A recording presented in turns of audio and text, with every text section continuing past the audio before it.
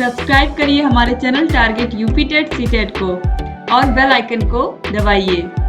Hello दोस्तों, मैं आनंद स्वागत करता हूं आप सभी का आपके अपने चैनल और app target UP TET CTET में। दोस्तों, मैं आपको डीएलएड 4th सेमेस्टर मैथ्स यहाँ पे पढ़ा रहा हूं और मैथ जो है वह चैप्टर वाइज पूरा मैं आपका पढ़ा के खत्म कर चुका हूं हैंड रिटन नोट्स के माध्यम से।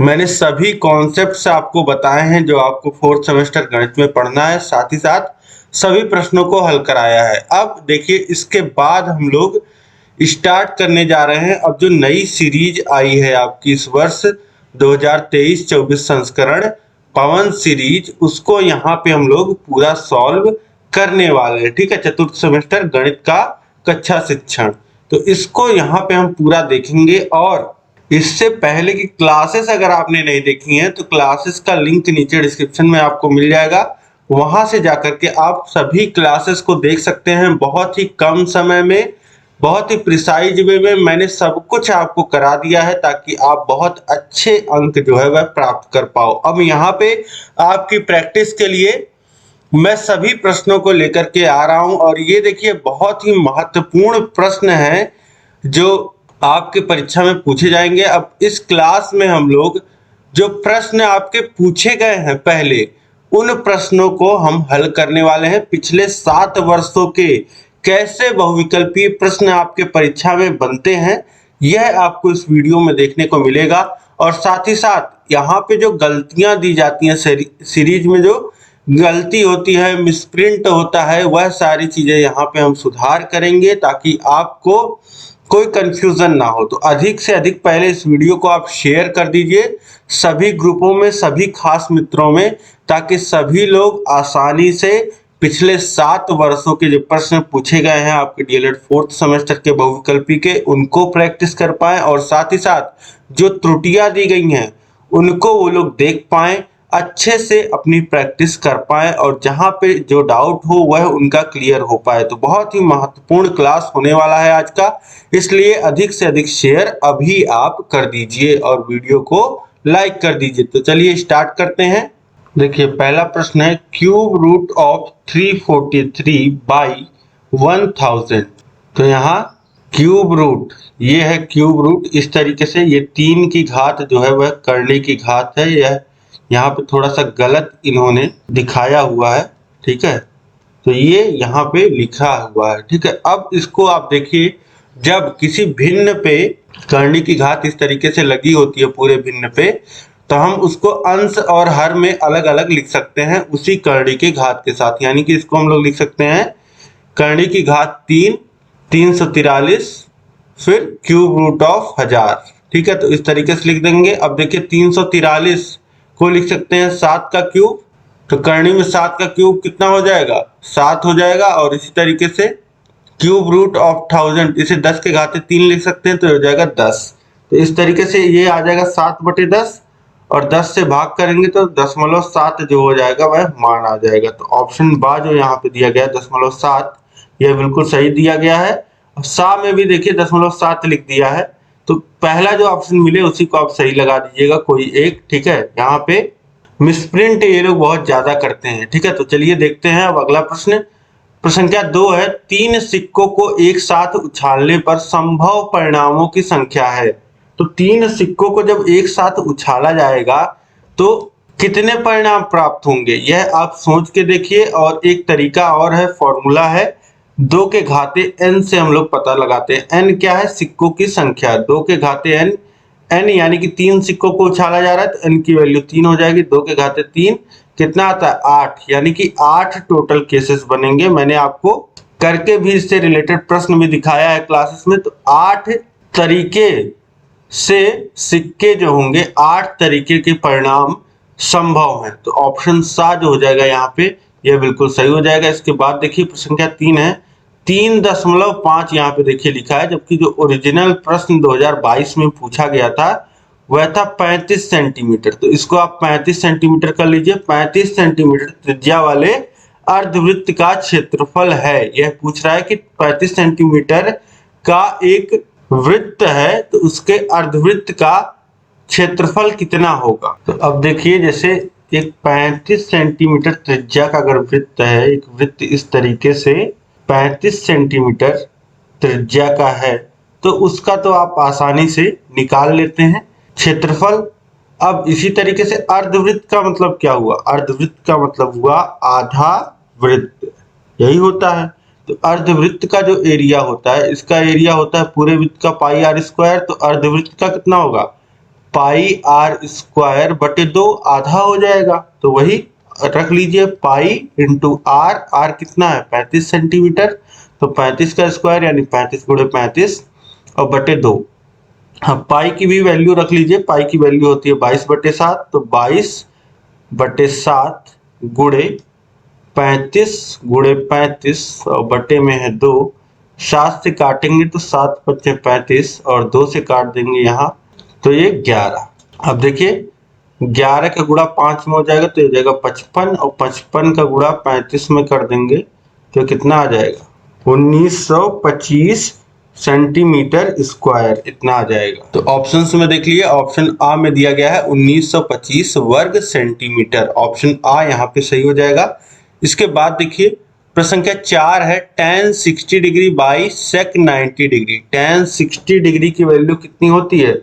tan 60 डिग्री होता है √3 और sec 90 की डिग्री जो होती है वह इनफाइनाइट होती है। तो पाई बाई इनफाइनाइट, किसी संख्या में आप इनफाइनाइट से भाग दीजिए, मतलब बहुत बड़ी संख्या से। जैसे अभी 3 में आप 10 से भाग करिए तो 0.3 आएगा, फिर 100 से भाग करेंगे तो 0.003 आएगा, 1000 से भाग करेंगे तो 0.003 आएगा। तो इस तरीके से संख्या छोटी होती जाती है। तो इसी तरीके से जितनी बड़ी संख्या से भाग करेंगे उसका मान उतना छोटा होता जाएगा, और एक स्तर पर जब इनफाइनाइट से आप किसी संख्या में भाग करेंगे तो उसका मान क्या हो जाएगा? उसका मान 0 आ जाएगा। ठीक है, तो किसी संख्या में जब इनफाइनाइट से भाग करते हैं तो उसका मान 0 आता है। तो यहाँ पे ऑप्शन दा जो हो जाएगा ये बिल्कुल सही हो जाएगा। और इसको एक तरीके से और समझ सकते हैं आप, जैसे √3 और इनफाइनाइट क्या होता है? किसी संख्या 1/0 जब आता है तब हम इनफाइनाइट लिखते हैं, जब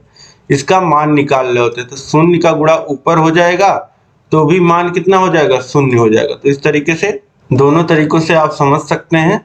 अब इसके बाद देखिए 5वां है, 7, 6, 2, 5, 9 की माध्यिका है। 7, 6, 2, 5, 9। अब इसमें हम लोग क्या करते हैं? इसमें हम लोग सबसे पहले क्रम में लिखते हैं। जब भी माध्यिका निकालना होता है, पहला स्टेप मैंने आपको बताया, क्रम में लगा लेते हैं। तो सबसे छोटी संख्या 2, फिर उसके बाद 5, फिर देखिए है 6 और 6 के बाद आ रहा है 7, फिर आ रहा है 9। कुल 5 संख्याएं ही दी गई हैं। अब माध्यिका का फॉर्मूला लगाएंगे। देखिए संख्याएं जो दी गई हैं विषम दी गई हैं, तो n धन 1/2वां पद यही मान होगा माध्यिका का। n धन 1/2वां पद, तो n का मान है 5, यानी कि 3वां पद। 3वां पद कौन है? 6 है, तो 6 जो हो जाएगा माध्यिका हो जाएगा। ऑप्शन बा सही हो जाएगा। और ऐसे भी देखेंगे तो 2 पद इधर गए, 2 पद इधर गए, बीच वाला पद माध्यिका होगा क्रम में जब लगा लेंगे। ठीक है, क्रम में लगाई हुई संख्याओं में ही हम देखते हैं। ठीक है, तो ये भी ध्यान रखिएगा। ऑप्शन बा 6 सही हो गया। इसके बाद देखिए प्रश्न संख्या 6 है, संख्या के वर्गमूल में अंकों की संख्या है। अब देखिए कहीं हम वर्गमूल जब निकालते हैं तब हम क्या करते हैं? तब हम संख्याओं का पेयर बनाते हैं। जैसे यहाँ पे जो आपकी संख्या दी गई है वह देखिए दी गई है 18,0,9,0,2,5। अब यहाँ पे आपको पता है कि जब हम इसका वर्गमूल निकालते हैं इस तरीके से, इस मेथड से, तो इसमें हम लोग क्या करते हैं? जो भाग विधि से हम लोग वर्गमूल निकालते हैं तो दाहिनी ओर से हम लोग जोड़ा बनाते हैं, पेयर बनाते हैं 2-2 संख्याओं का। तो ये 25 का एक जोड़ा, 90 का एक जोड़ा, एक 80 का जोड़ा। अब देखिए एक संख्या जो है यहाँ पे वह बच रही है, तो अब क्या करेंगे? जब एक भी संख्या लास्ट में बचती है तो उसको भी एक जोड़ा मान लेते हैं। ठीक है, तो यहाँ पे कितने जोड़े बन रहे हैं? यहाँ पे 4 जोड़े बन रहे हैं, एक 25 का, एक 90 का, एक 80 का, एक 1 का। ठीक है, तो इस तरीके से 4 जोड़े बन रहे हैं, मतलब कि जो संख्या आएगी, जो वर्गमूल आएगा उसमें 4 संख्याएं, 4 अंक की वह संख्या होगी। ठीक है, तो जितने जोड़े बनेंगे उतने अंक की संख्या होगी वर्गमूल वाली। तो ऑप्शन सा जो हो जाएगा यह बिल्कुल सही हो जाएगा। इसके बाद देखिए प्रश्न संख्या 7 है, यदि दो सिक्कों को एक साथ उछाला गया तो दोनों सिक्कों के पट्टे के ऊपर पड़ने की संभावना क्या होगी। अब बोल रहा है कि दो सिक्के एक साथ उछाले गए तो दोनों पे पट्टे टेल ऊपर आए, इसकी क्या संभावना होगी। तो देखिए जब हम दो सिक्कों को उछालते हैं तो क्या क्या हो सकता है, पहले पे हेड दूसरे पे टेल, या पहले पे टेल दूसरे पे हेड आ सकता है, या दोनों पे टेल आ सकता है, या दोनों पे हेड आ सकता है। यही 4 घटनाएं हो सकती हैं। अब इसमें पूछ रहा है कि दोनों पे टेल आने की क्या संभावना है। तो दोनों पे टेल आने की घटना 1 है और कुल घटनाएं हैं 4, तो 1/4 यही कुल संभावना हो जाएगी, यही प्रायिकता हो जाएगी 1/4। ऑप्शन आ जो हो जाएगा यह बिल्कुल सही हो जाएगा। ठीक है, जो अनुकूल घटना है वह एक बार घट सकती है और कुल घटनाएं जो घट सकती हैं वह 4 है, तो 1/4 यही इसकी संभावना हो जाएगी। इसके बाद देखिए प्रश्न संख्या 8 है, एक लंबवृत्तीय बेलन और लंबवृत्तीय शंकु के आधार की त्रिज्या एवं ऊंचाई समान है तो उनके आयतनों का अनुपात होगा। अब देखिए यहाँ पे दो आकृतियों की बात की जा रही है, लंबवृत्तीय बेलन की और लंबवृत्तीय शंकु की, और बताया गया है कि इनका जो आधार है और जो त्रिज्या है वह आधार की जो त्रिज्या है वह समान है और ऊंचाइयां समान है। अब मैं आपको थोड़ा सा ड्रॉ करके मैं आपको समझाना चाह रहा हूं ताकि कहीं कोई कंफ्यूजन आपके मन में ना रह जाए। वैसे भी मैंने बेलन और शंकु आकृति आपको को रिलेट करके बताया है, और करने वाले जिन लोगों ने क्लासेस ली हैं उन लोग को कोई दिक्कत नहीं आ रही होगी, लेकिन जिन्होंने क्लासेस नहीं ली है अचानक परीक्षा में यह वीडियो देख रहे हैं उनके लिए यहाँ पे मैं बता रहा हूँ। देखिए अब कह रहा है कि ये जो आधार की त्रिज्याएं हैं वह समान है, ठीक, और इसकी जो ऊंचाई है, ये जो बेलन की ऊंचाई है h और इसकी जो ऊंचाई है यह दोनों आपस में बराबर हैं। तब कह रहा है, तब आपसे पूछ रहा है कि उनके आयतनों का क्या अनुपात होगा। अब देखिए बेलन का जो आयतन होता है वह कितना होता है, इसके आधार की त्रिज्या यानी कि इसके आधार का क्षेत्रफल यानी कि πr² इंटू ऊंचाई h, ठीक, ये हो जाता है। और इसका क्या हो जाता है, इसका जो आयतन हो जाता है वह 1/3 πr²h ये होता है। ठीक है, अब यहीं से अगर इसका बेलन का वॉल्यूम हम लोग आयतन V1 मान लें, इसको V2 मान लें, तो यही अनुपात पूछ रहा है, तो V1/V2 कर लेंगे, तो V1/V2 कर लीजिए, तो ये हो जाएगा πr²h और इसकी वैल्यू है 1/3 πr²h। तो देखिए πr² कट जाएगा और 1/1/3 यह बचेगा, तो इसका गुणा हो जाएगा अंश में 3 का, ये हो जाएगा 3/1, यानी कि अनुपात कितना आ गया, 3:1 का अनुपात आ गया यहाँ से। ठीक है, तो यहाँ पे देखिए अब ऑप्शंस में ऐसा तो अनुपात में पूछा है लेकिन लिखा ऑप्शंस में संख्या में है। ठीक है, तो ये यहाँ पे इन्होंने गलती की हुई है, लेकिन जब आपका यहाँ पे इस तरीके से 3:1 को 3 भी आप दिखा सकते हैं। ठीक है, तो यहाँ पे ऑप्शन बा आप सेलेक्ट कर लेंगे।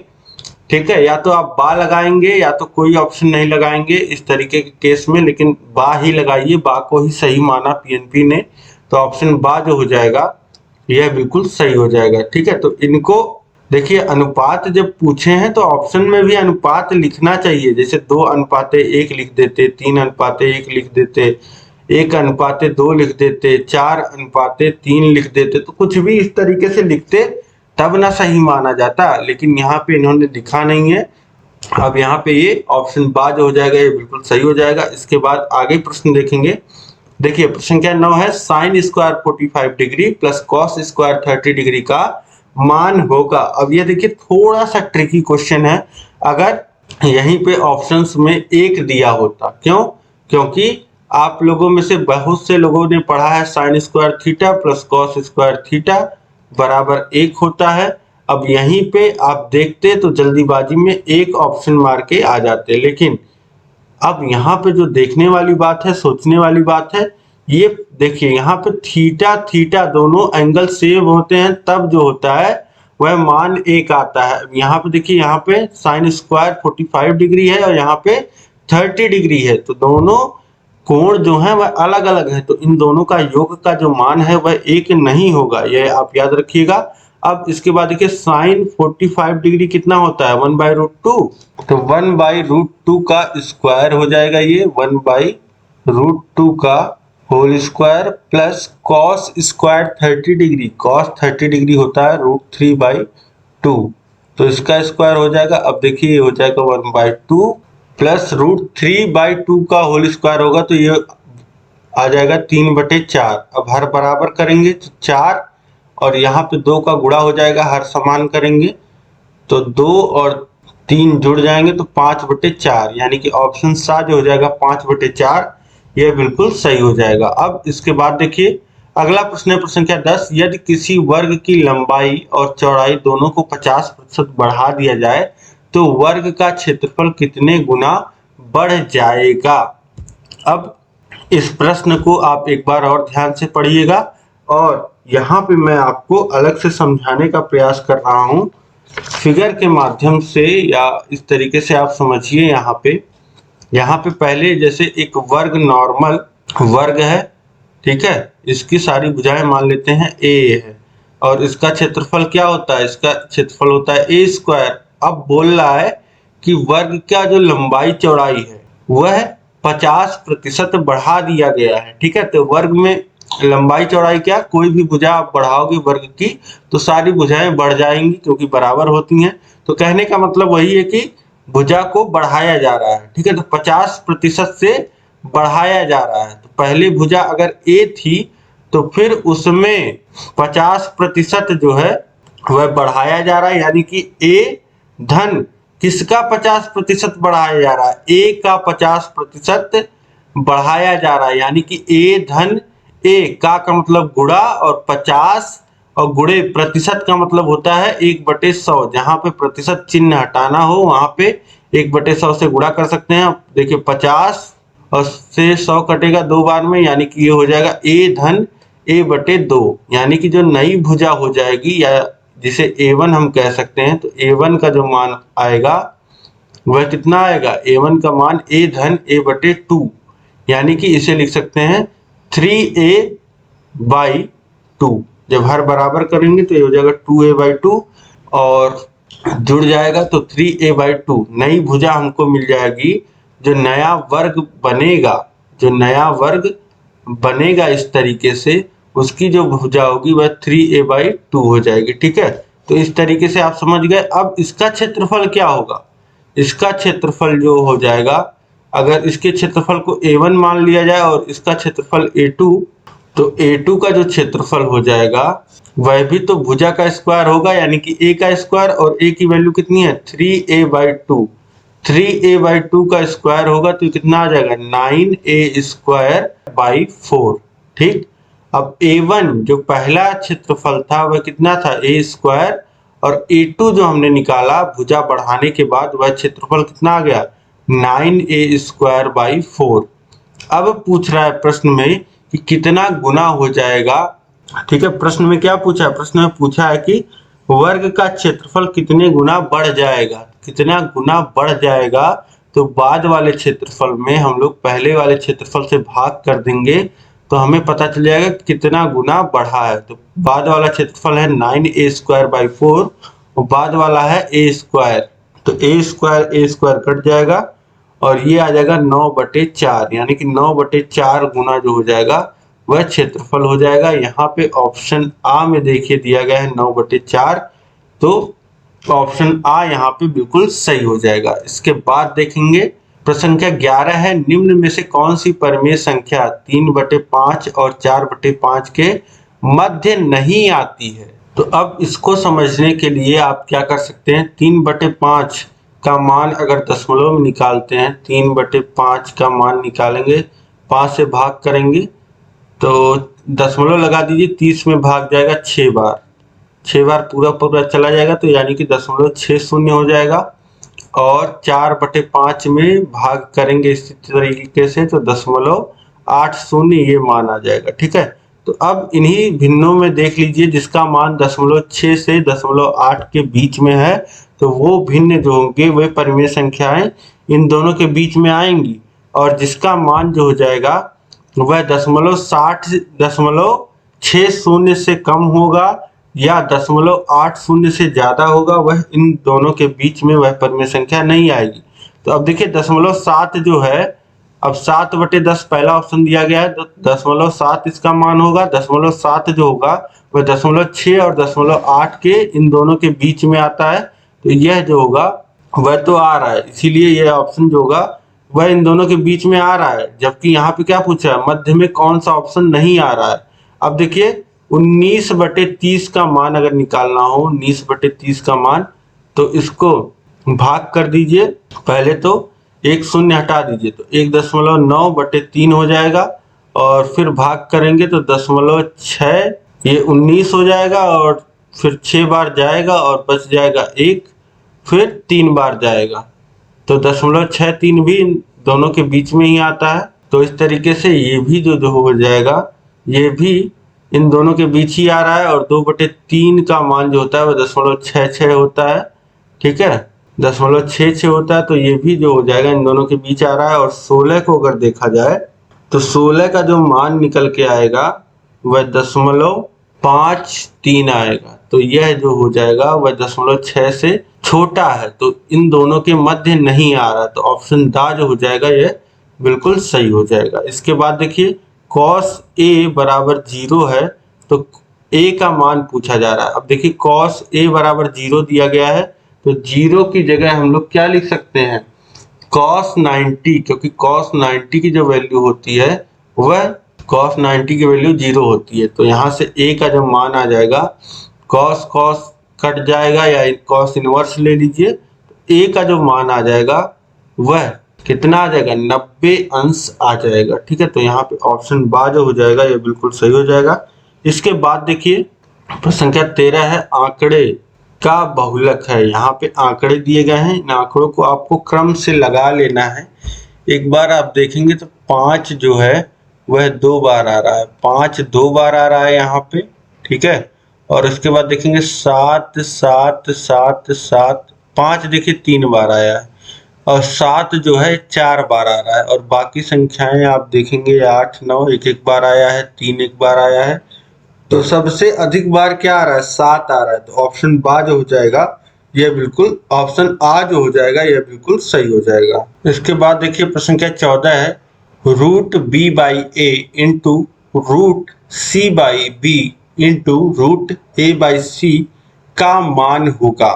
तो यहाँ पे देखिए मान पूछा जा रहा है कि क्या मान होगा, गुणा हो रहा है, 3 भिन्न संख्याएं दी गई हैं, तो इस तरीके से। अब देखिए भिन्न में जो संख्याएं दी रहती है, तो मैंने आपको बताया नियम है कि ऊपर नीचे जो है रूट अलग अलग भी लिख सकते हैं, तो √b/√a लिख सकते हैं, इंटू √c/√b लिख सकते हैं, इंटू √a/√c लिख सकते हैं। अब देखिए यहाँ पे हर में है √c और यहाँ पे अंश में है √c, ये कट जाएंगे आपस में, और यहाँ पे देखिए √a अंश हर में है और यहाँ अंश में है, कट जाएंगे, और यहाँ √b हर में है, यहाँ अंश में है, आपस में कट जाएंगे, और सब कुछ आपस में कट के क्या हो जाएगा, 1 हो जाएगा। तो यहाँ पे ऑप्शन सा जो हो जाएगा 1, यह बिल्कुल सही हो जाएगा। इसके बाद देखेंगे हम लोग प्रश्न संख्या 15 है, एक वृत्त का व्यास जो हो जाए है वह 12 सेमी है, वृत्त की परिधि है। अब व्यास दिया गया है, यानी कि 2r की वैल्यू आपको दी गई है कितनी, 12, और परिधि क्या होता है, 2πr जो होता है वह परिधि होता है, यानी कि 2r पाई भी जिसे लिख सकते हैं। तो 2r की वैल्यू है 12, 12 इंटू पाई। ठीक है, तो 12 पाई जो हो जाएगा वह परिधि की वैल्यू हो जाएगी, तो 12 पाई सेंटीमीटर, ऑप्शन ए जो हो जाएगा यह बिल्कुल सही हो जाएगा। अब इसके बाद देखिए अगला प्रश्न है, समांतर समचतुर्भुज के अंतः कोणों का योग है। अब देखिए चतुर्भुज कोई भी हो, ठीक है, उसके अंतः कोणों का जो योग होता है वह उसका मान होता है 360 अंश, और 360 अंश को लिख सकते हैं 4 × 90 अंश, और इसको लिख सकते हैं 4 गुणे 90 अंश को लिख सकते हैं समकोण। क्या लिख सकते हैं? समकोण, यानी कि 4 समकोण। तो ऑप्शन ड जो हो जाएगा 4 समकोण, यह बिल्कुल सही हो जाएगा। किसी भी चतुर्भुज के अंतः कोणों का योग 360 अंश या 4 समकोण के बराबर होता है। अब इसके बाद देखेंगे अगला प्रश्न है प्रश्न संख्या 17। परिमेय संख्या ऋण 32 बटे ऋण 100 का सरलतम रूप है। ऋण 32 बटे ऋण 100। अब देखिए ऋण और ऋण जो हो जाता है वह आपस में जब अंश और हर में ऋण और ऋण है तो ये आपस में कट के धन हो जाएंगे, यानी कि इसको लिख सकते हैं 32 बटे 100। अब देखिए 32 भी 4 से कटता है, 100 भी 4 से कटता है, तो 8 चौक 32 और 25 चौक होता है 100। तो ये 25 बार में कट जाएगा और ये 8 बार में, तो 8 बटे 25 ये मान आ जाएगा। और यहाँ पे सरलतम रूप जो हो जाएगा वह 8 बटे 25 हो जाएगा। ऑप्शन सा जो हो जाएगा ये बिल्कुल सही हो जाएगा। इसके बाद देखते हैं अगला प्रश्न है प्रश्न संख्या 18। दशमलव के बाद 2, 2, 4, 1, 5, 0 और 1 का घनमूल आपसे पूछा जा रहा है। ये प्रश्न मैंने आपको क्लास में कराया है और घनमूल यहाँ पे पूछ रहा है। देखिए 0.00000001 का। ठीक, अब इसको कितना लिख सकते हैं? इसको चाहे तो आप लिख सकते हैं 1 बटे 1 के आगे 6 शून्य।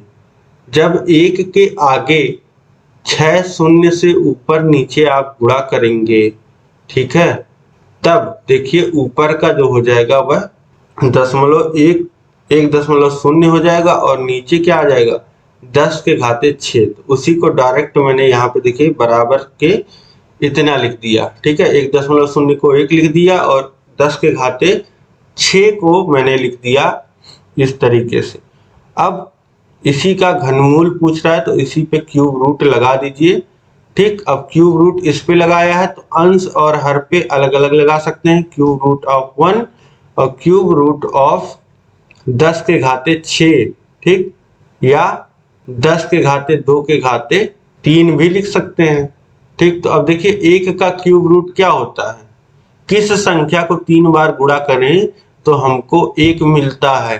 ठीक है, तो 1 का गुणा 3 बार कर लीजिए, आपको 1 मिल जाएगा। तो इस तरीके से 1 का जो क्यूब रूट होगा 1 होगा। और किस संख्या का हम 3 बार गुणा करें कि 10 के घाते 6 मिल जाए, तो 10 के घाते 2 का अगर आप गुणा करते हैं 3 बार तो 10 के घाते आपको 6 मिल जाएगा। तो इस तरीके से 10 के घाते 6 का क्यूब रूट हो जाएगा 10 के घाते 2। और इसको अगर लिखना चाहें तो 1 बटे 100 लिख सकते हैं या फिर 100 से भाग कर दीजिए तो 2 स्थान पे दशमलव लगेगा तो 0.01 यह इसका मान हो जाएगा 0.01। और यहाँ पे देखिए यही इसका जो हो जाएगा घनमूल हो जाएगा। ऑप्शन बा में दिया गया है 0.01। ऑप्शन बा यहाँ पे सही हो गया। अब इसके बाद देखिए प्रश्न संख्या 19 है। समीकरण 3x बराबर 6 और 4x धन y बराबर 14 को हल में y का मान है। अब यहाँ पे देखिए 2 समीकरण दिए गए हैं। एक समीकरण में तो केवल x ही है, y भी नहीं है, और एक समीकरण में x y दोनों है और y का मान पूछ रहा है। अब देखिए 3x बराबर 6 दिया गया है। जब 3x बराबर 6 दे दिया गया तो x बराबर कितना हो जाएगा 6 बटे 3, यानी कि x का मान 2 आ गया।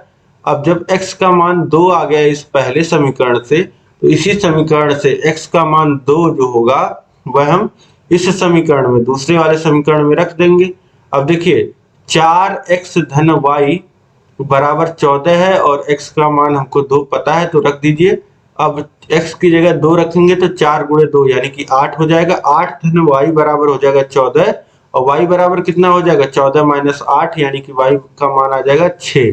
तो यहाँ से ऑप्शन आ जो हो जाएगा 6, यह बिल्कुल सही हो जाएगा। इसके बाद देखिए अगला प्रश्न, प्रश्न संख्या 20 है। साइन 60 बाई कॉस 30 अंश का मान होगा। साइन 60 की वैल्यू कितनी होती है? देखिए साइन 60 अंश का मान होता है √3/2 और फिर बटे कॉस 30 डिग्री की वैल्यू कितनी होती है? उसका भी मान होता है √3/2। तो √3/2 कट जाएगा और मान कितना आ जाएगा 1। ऑप्शन बा जो हो जाएगा यह बिल्कुल सही हो जाएगा। ठीक है, तो इस तरीके से प्रश्नों को आप समझ पा रहे होंगे। सभी आपकी परीक्षा में पूछे हुए प्रश्न हैं, सभी बहुत महत्वपूर्ण है और सब थोड़ा थोड़ा सा आपको कहीं ना कहीं थोड़ा सा घुमाने वाले प्रश्न या थोड़े से ट्विस्ट प्रश्न और सिंपल प्रश्न भी हैं। ठीक है, बस आपका कॉन्सेप्ट क्लियर होना चाहिए। ठीक, अब इसके बाद देखेंगे हम अगला प्रश्न है प्रश्न संख्या 21। 7 के घाते 1/5 और बटे में है 7 के घाते 1/3 का मान है। तो देखिए 7 के घात में है 1/5 और फिर बटे में है 7 के घाते 1/3। अब आपको पता है घात का नियम मैंने आपको पढ़ाया है। अगर a के घाते m हो और फिर बटे में a के घाते n हो, तो अगर इसको हम लोग लिखना चाहें तो लिख सकते हैं a के घाते m-n। तो यहीं से इसको हम लोग लिखेंगे 7 के घाते 1/5 माइनस 1/3। ठीक, अब इसके बाद इसको सॉल्व करेंगे तो घात में जो भिन्न है, जो घट रहे हैं आपस में, इनका हर बराबर करेंगे तो ये आ जाएगा 15 और फिर यहाँ पे 3 और यहाँ पे 5। ठीक, अब इसको आगे सॉल्व करेंगे तो हर में 15 है और अंश में कितना आ जाएगा, 3 में से 5 जाएगा तो ऋण 2 बच जाएगा। तो 7 के घाते ऋण 2/15 यही उत्तर हो जाएगा। ठीक है, और यहाँ ऑप्शंस में देखेंगे तो ये 7 सही 2/15 आपको दिख रहा है, लेकिन जबकि ये लिखा है 7 के घाते 2/15 और 7 के घाते ऋण 2/15। ठीक है, तो इसको इस तरीके से लिखिएगा, 7 थोड़ा बटे में है, ऋण 2/15। ठीक है, तो ऑप्शन बा जो हो जाएगा यह इस तरीके से सही हो जाएगा। अब इसके बाद अगला प्रश्न देखेंगे, प्रश्न संख्या 22 है। cot 30/tan 45 का मान है cot 30 डिग्री और बटे tan 45। अब देखिए cot 30 डिग्री क्या होता है, tan 30 डिग्री 1/√3 आपको याद होगा, और इसी तरीके से cot 30 उसका उल्टा यानी कि √3, इसका मान होता है √3 और tan 45 आपको पता है इसकी वैल्यू 1 होती है, तो √3/1 यानी कि जिसको लिख सकते हैं √3। तो इसका मान कितना आ गया, इसका मान आ गया √3। ऑप्शन बा जो हो जाएगा ये बिल्कुल सही हो जाएगा। इसके बाद देखिए प्रश्न संख्या 23 क्या कह रहा है, किसी वृत्त का क्षेत्रफल 8800 सेंटीमीटर स्क्वायर है, तो वृत्त की त्रिज्या ज्ञात कीजिए। बहुत ही आसान प्रश्न है। वृत्त का क्षेत्रफल आपको पता है πr², जिसकी वैल्यू दी गई है 8800 सेंटीमीटर स्क्वायर। पाई की वैल्यू 22/7 इंटू r²। r की वैल्यू त्रिज्या आपको निकालना है। r² बराबर हम लोग लिख सकते हैं, इसका गुणा कर दीजिए 8800 × 7 और बट्टे में है 22। 22 से काटिए 8800 को, तो ये 4 और 00 400 में कट जाएगा, ये आ जाएगा 400 × 7। r² की वैल्यू हो गई, r की वैल्यू कितनी हो जाएगी, √400 × 7, या फिर इसी को लिख सकते हैं √20² × 7। अब अंडर रूट में से हम लोग कोई संख्या निकालते हैं तो अगर स्क्वायर है, अगर 20 × 20 है तो उसमें से 20 ही निकल पाएगा। ठीक है, इस तरीके से आप समझिए 20 × 20 लिखा है। ठीक है, तो ये 2 तो बाहर चलेंगे लेकिन बाहर एक ही आ पाएगा। ठीक है, तो 20 और फिर √7। ठीक है, तो इस तरीके से r का मान कितना हो गया, 20√7। तो ठीक है, तो यहाँ पे देखिए इन्होंने थोड़ा सा लिखने में गलती की है, 20 × √7 है, यहाँ पे तो लग रहा है कि करने की घात ही इन्होंने 20 लगा दिया है, तो 20√7 सेंटीमीटर। ऑप्शन दा जो हो जाएगा यहाँ पे यह बिल्कुल सही हो जाएगा। इसके बाद देखेंगे प्रश्न संख्या 24 है, 2x² - x - 1 बराबर 0 के हल हैं। ठीक है, एक द्विघात समीकरण दिया गया है और इसके हल आपसे पूछ रहा है। तो देखिए इसको किस तरीके से सॉल्व करते हैं। प्रश्न संख्या है 24, प्रश्न है 2x² - x - 1 बराबर 0 के हल हैं। किसी भी समीकरण का हल पूछ रहा है, मतलब उसके आपसे पूछ रहा है उसके जो मूल हैं, उसके x के ऐसे मान जिनके लिए दोनों पक्ष बराबर हैं। तो यह हम कैसे निकालते हैं, यह निकालने के लिए हम पहले समीकरण का गुणनखंड कर लेते हैं और गुणनखंड करने के बाद हम x दोनों पक्ष को बराबर दिखाते हैं गुणनखंड करने के बाद, तो x का मान हमको मिल जाता है। अब यहाँ पे देखिए तो स्टैंडर्ड इक्वेशन होता है ax² plus bx plus c बराबर 0, यह होता है। अब तो इससे कंपेयर करेंगे तो a का मान है 2, x² का जो गुणांक है वह है 2 और b का जो गुणांक है ऋण 1 है, c का जो मान है वह ऋण 1 है। अब a इंटू सी हम लोग निकालते हैं तो ये आ जाता है a है 2 और c है ऋण 1, यानी कि 2 गुणे ऋण 1, यानी कि मान आया ऋण 2।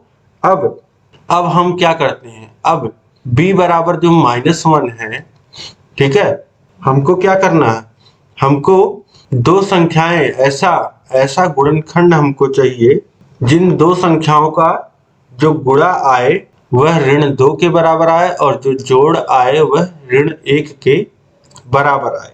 ठीक है, तो अब क्या लिख सकते हैं, इसको लिख सकते हैं ऋण 2 और धन 1। तो अब देखिए जो 2x² माइनस x और -1 बराबर 0 यह समीकरण हमको दिया गया है, इसको हम लोग लिख सकते हैं 2x² minus 2x plus x -1 बराबर 0। ठीक है, इतना क्यों हमने लिखा, कहां से लिखा, क्यों, देखिए a इंटू सी आ रहा था -2। अब हमको दो संख्याएं ऐसी चाहिए जिनका जो गुणा हो वह -2 आए और जोड़े उन दोनों संख्याओं को तो -1 आए, b के बराबर आए। तो हमने ऐसी दो संख्याएं खोज ली, ऋण 2 और 1।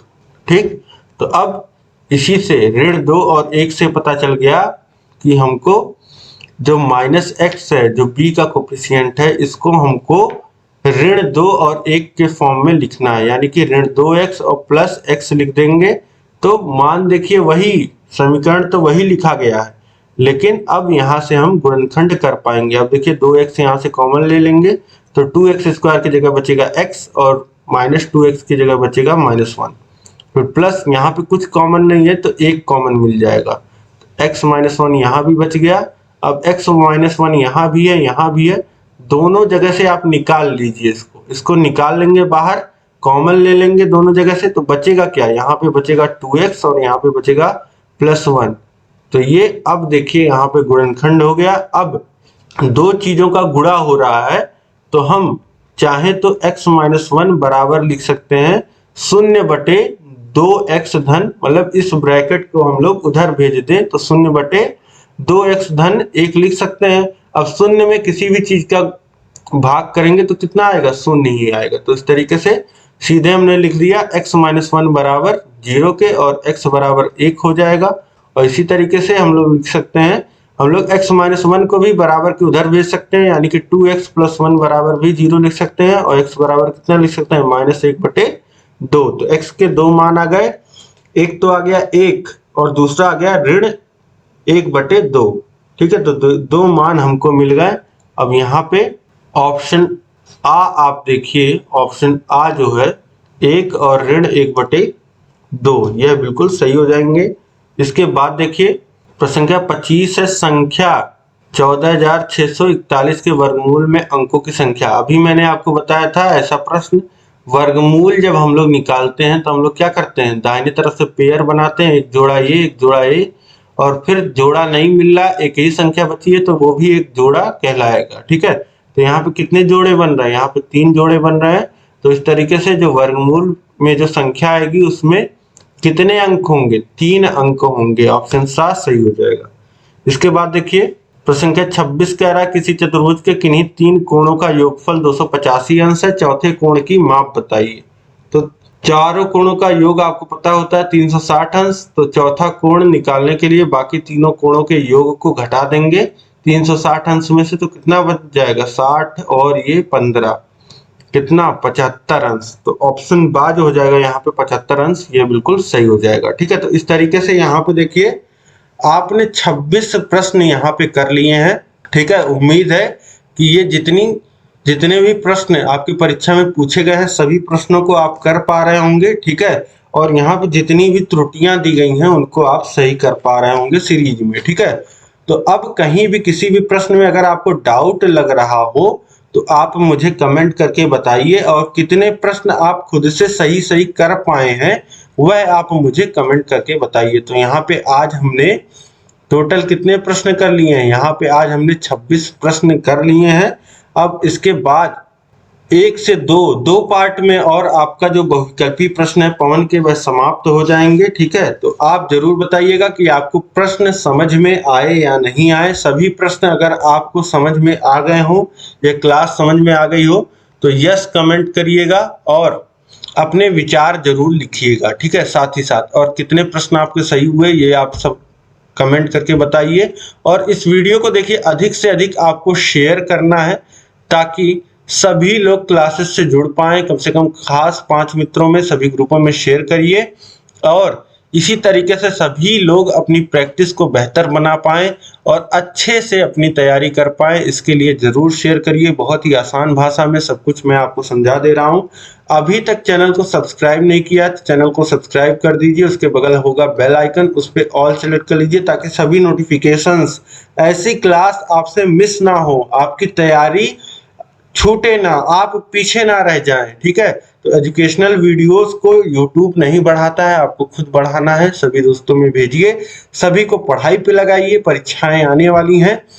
ठीक है, तो अधिक से अधिक शेयर करिए। अब इसी तरीके से 4th सेमेस्टर का पूरा हम आपको एक कोर्स देते हैं जिसमें आपको सभी विषय का सब कुछ मिलता है। 4th सेमेस्टर में जितना भी आपको पढ़ना है, सारा मटेरियल, सारी क्लासेस, सारे टेस्ट सीरीज, सारे पीडीएफ, सब कुछ आपको मिलता है हमारे ऐप पे। ऐप का लिंक नीचे डिस्क्रिप्शन में दिया गया है, वहां से डाउनलोड करिए।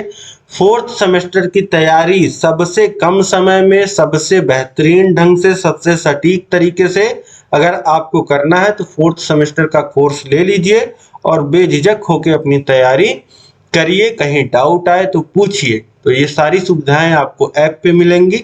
सारे डाउट्स आपके नंबर दिया गया है नीचे 7705 95 45 49, उस पे आप कांटेक्ट करके कोई भी दिक्कत आती है तो पूछ सकते हैं। अब हम लोग मिलेंगे नेक्स्ट क्लास में। जय हिंद, जय भारत।